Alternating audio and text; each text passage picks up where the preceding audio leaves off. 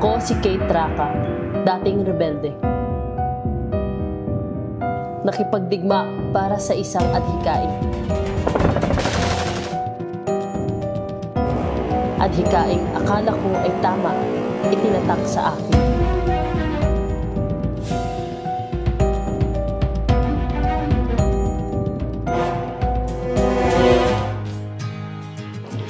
Sa paglipas ng mga taon, natutunan ko na ang pagbabago ay hindi makakamit sa paghawak ng armas o sa paglunsad ng digmaan.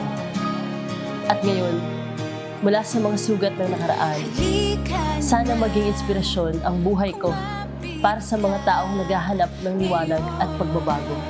May pag-asa ng bagong buhay sa pagbabalik loob. Nararamdaman ng buong pamilya yung bigat ng absence ng isang family member. Nagsiselebrate sila, pero pag naalala nila kung nasan ako, nag-iiyakan sila. So, parang for me, mabigat yun kasi ako rin umiyak din ako mag-isa sa mundo. Hindi ko alam na sa baba pala, hindi rin sila makapag-enjoy. Big present with your family sa big thing.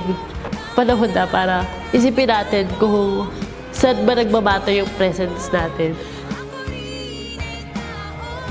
Sana po, ilabas niyo na po yung anak namin.